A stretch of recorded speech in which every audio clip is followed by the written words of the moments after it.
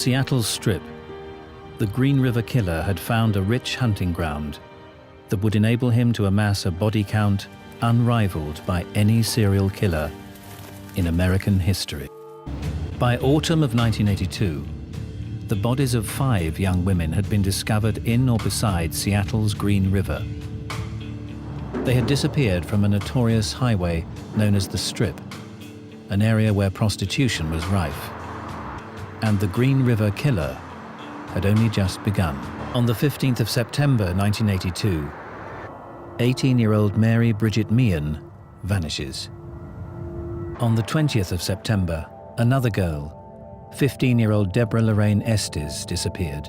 On the 26th of September, 16-year-old Linda Jane Rule vanishes. Victims were 16-year-old Opal Mills, 17-year-old Cynthia Jean Hines, and 31-year-old Marcia Chapman. By the end of 1982, 15 girls would be missing or found dead, and pressure was mounting on the sheriff's task force. Then, on the 30th of April 1983, a young girl was spotted being taken from the Strip.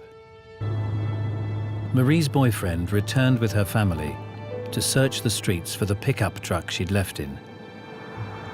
And in a quiet cul-de-sac, just a few blocks from the Strip, they found it, parked outside the modest home of a local truck painter. The man's details joined hundreds more in the task force's files. A saliva swab would later be added. Still, girls continued to vanish. By June 1983, at least 26 girls had disappeared. Summer, 5 girls went missing. Autumn, 5 more vanished. And spring 1984, 4 more girls gone. Dozens of bodies found was the 16-year-old Linda Jane Rule, her skeletal remains hidden under a bush. And in the scrubland south of the airport, the fate of the pregnant 18-year-old Mary Bridget Meehan was finally discovered. In 1984, the killer had amassed more than 40 victims. But then something changed, while most of the world forgot about the Green River Killer. Most, that is, except the men and women of the Green River Task Force. And in 2001, advances in DNA profiling enabled them to compare samples taken from the early victims, including Marcia Chapman, with swabs that had been taken from several men questioned during the investigation. Now would the world discover the shocking truth about Judith's husband, Gary Ridgway, the most prolific serial killer in US history. During the 1980s, the mysterious Green River Killer had prowled the red light district of Seattle's Strip unchecked, amassing a terrifying body count. In 2001, a DNA match had connected 52-year-old truck painter Gary Ridgway with the first few victims.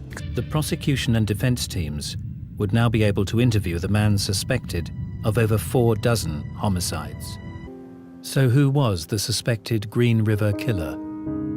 Gary Ridgway was born in 1949, the middle of 3 boys. He lived in a small house not far from the Strip.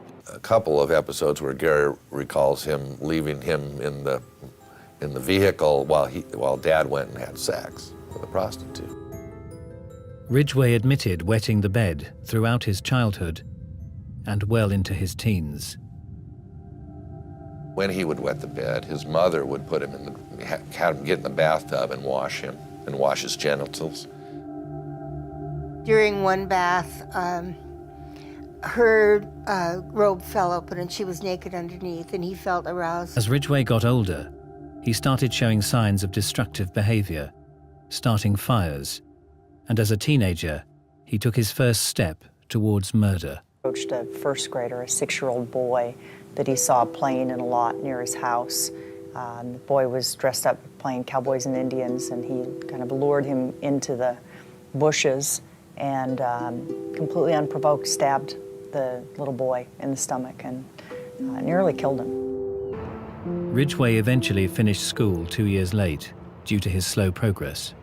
The following year, age 21, he married his steady girlfriend and joined the Navy. When he returned from his deployment to the Philippines, his wife admitted that she had had an affair with a friend of theirs. That was when he first started kind of referring to her as a whore and using other derogatory terms.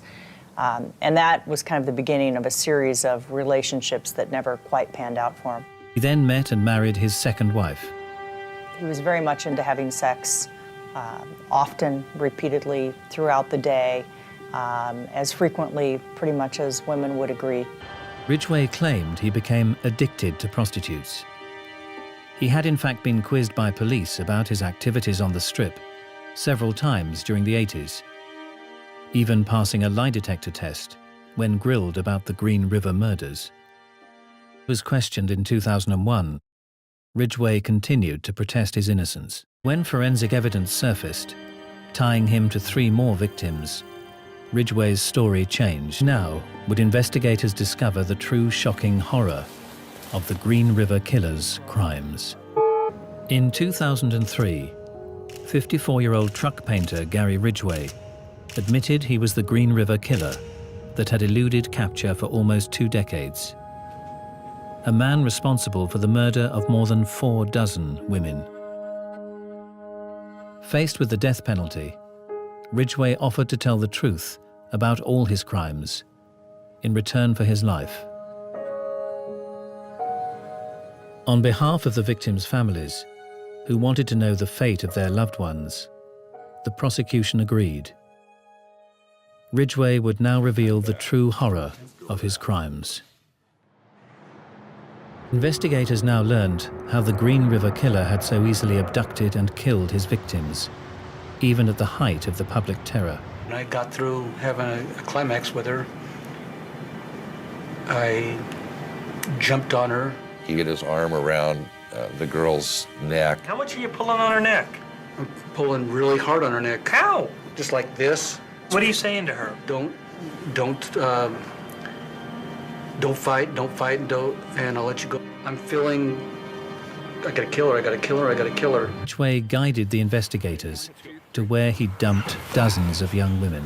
I just drove in my pickup and camper and parked it, brought her body over and put it a little bit over the hill. And that one up there, you think you put like five of them in there.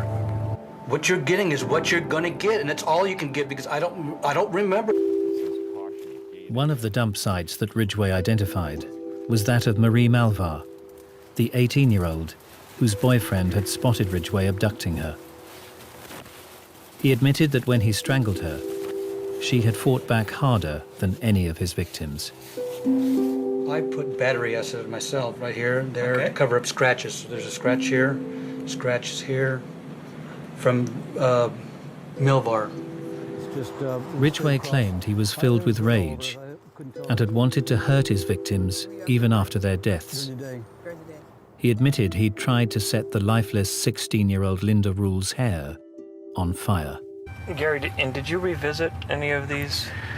I revisited at least one of them. And when we say revisit, what did you come back to do? Have sex with her. Ridgway's murderous spree had continued unabated until he met his third wife, Judith, in the mid-80s. Right in here's where I killed her. Right in here. How far in?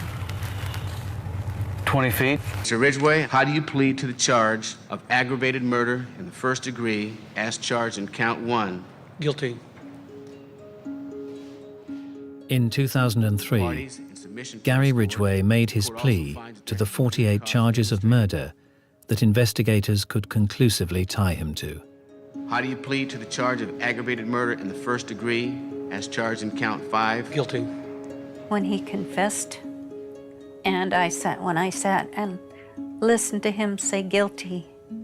Mr. Ridgway, how do you plead to the charge of aggravated murder in the first degree for the death of Marcia Chapman? Guilty. After every one of the names that they had said. For the death of Mary B. Meehan? Guilty. I just sat there and cried, and that's when Based it upon my observations, finally sunk. To go to work, he wasn't the man that I knew. count 19 for the death of Linda Rule. Guilty. The charge of aggravated murder in the first degree as charged in count 48. Guilty. So what made the monster? Was it his unusual upbringing? Or was Gary Ridgway born to kill? 19 years after Marcia Chapman's body was discovered beneath the surface of the Green River, Gary Ridgway was sentenced to serve 48 consecutive life terms without the possibility of parole. Before Ridgway was led away, Judge Richard Jones instructed him to face the victims' families. There are people here that hate you. I'm not one of them. What God says to do, and that's to forgive all. So you are forgiven, sir. From me, my firstborn child, may her soul and the soul of the other 47 victims rest in peace.